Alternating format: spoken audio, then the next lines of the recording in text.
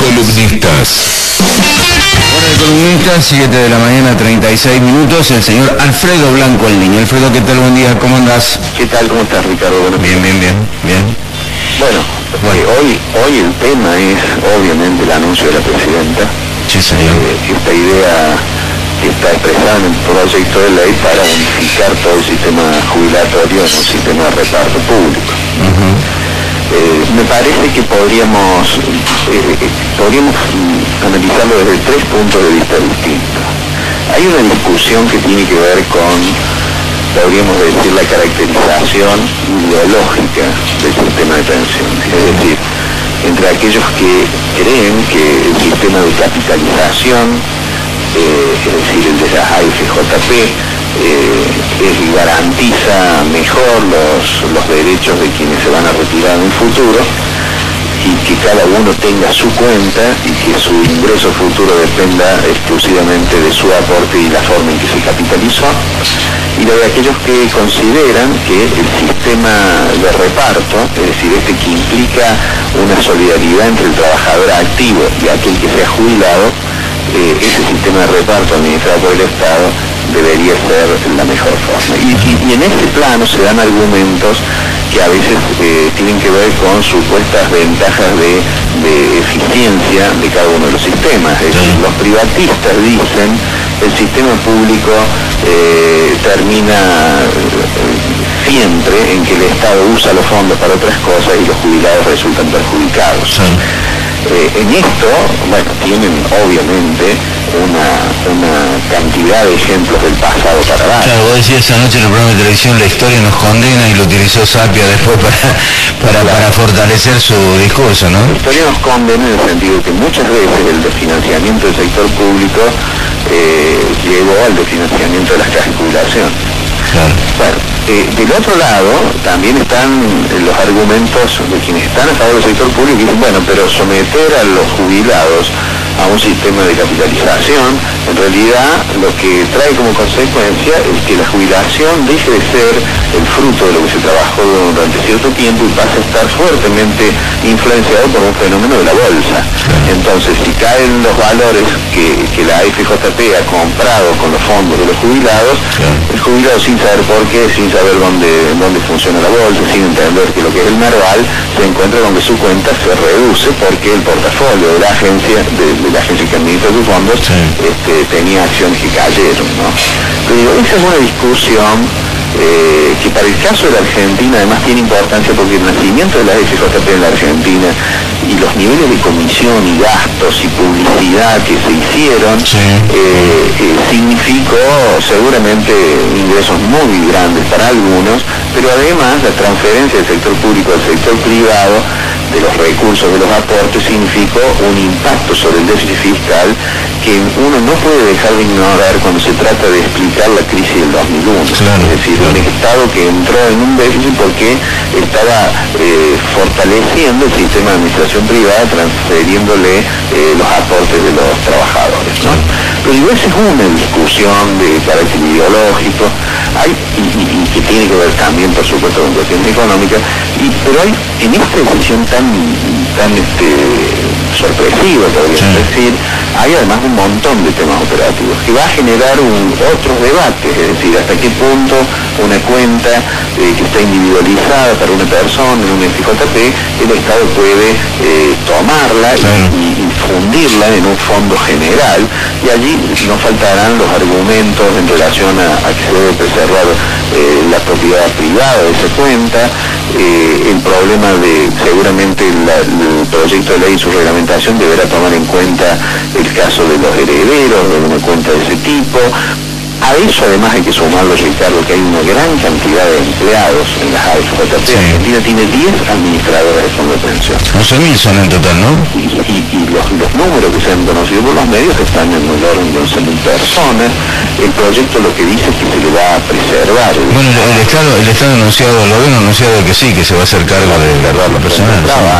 Ahí están los problemas, digamos, de carácter operativos, que seguramente van a ser muchos. Pero me parece que hay una tercera aproximación, que es la indiscutible, el proyecto tiene objetivamente un objetivo de carácter fiscal.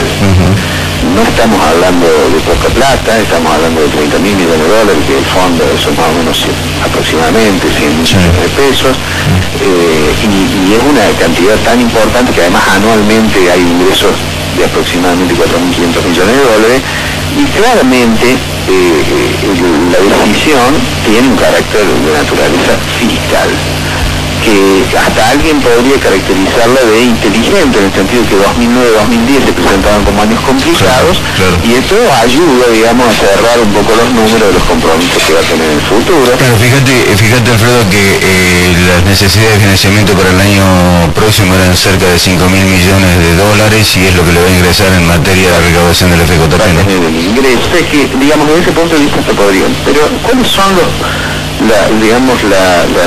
los aspectos que aparecen como más complicados? Digo, me parece que el proyecto fue tomada la decisión un poco improvisadamente. No hace tanto se discutió en el Parlamento en relación a estos sistemas de pensiones, dar la libre opción, que se pudiera pasar cada 5 años de un sistema, se pudiera ir del sistema privado al sistema público. Todavía no se ha aprobado el presupuesto del 2009 y tiene media sanción, y que ya han tenido que anunciar de que, bueno, va a haber que modificarlo porque obviamente no estaba previsto esta decisión. Todas estas imprevisiones o estas improvisaciones, digamos, dan la sensación de que van a ser discutidas en el Parlamento, y esperemos que haya una discusión muy profunda en el Parlamento. La discusión de carácter ideológico va a tener sus matices, porque muchos de los que hoy dicen de que el sistema de FJP fue un saqueo, fue un conjunto de maniobras que algunos funcionarios han dicho que están en el límite del delito. En realidad muchos de ellos, me acuerdo de uno ahora, Parrilli, fue miembro informante del proyecto de ley de FJP. De manera tal que en el gobierno la discusión sobre que el sistema, digamos, es muy condenable, tiene su problema, y que muchos de ellos, como en otros temas, en los 90, digamos, compartían esta decisión. Quienes impulsaron el proceso de creación de la FJP, ¿no? Pero creo que de todos modos hay un tema que es el central, por aquello de que la historia nos condena, por aquello de que cíclicamente problemas fiscales han sido resueltos apelando a los ahorros de los jubilados.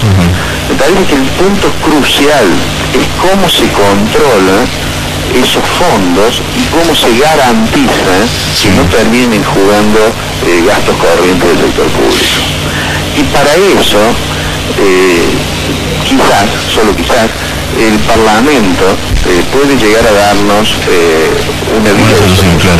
La constitución de la comisión bicameral, que es uno de los puntos que está previsto para que se siga el control de ese fondo y se preserven los fondos de quienes se van a jubilar en el futuro, podría ser una buena idea para que el Parlamento siga tomando cada vez más preponderancia. Yo diría que a partir de la discusión de las retenciones, el Parlamento adquirió un cierto perfil que hasta ahora no tenía, y además puede servir como una garantía de que, aunque la historia dice una cosa, el futuro nos depare otra.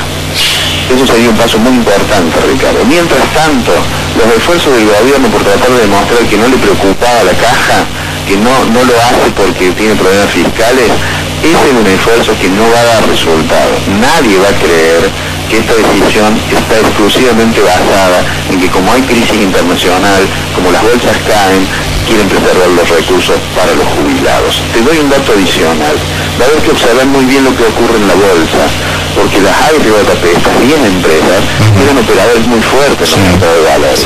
Y entonces vamos a tener un mercado seguramente con al menos estos 10 agentes importantes ya no van a estar en el mercado. Alfredo, te mando un abrazo, nos encontramos el próximo viernes. Nos encontramos el viernes. Chao, un abrazo. Alfredo Blanco, nuestro columnista en economía, pasó aquí por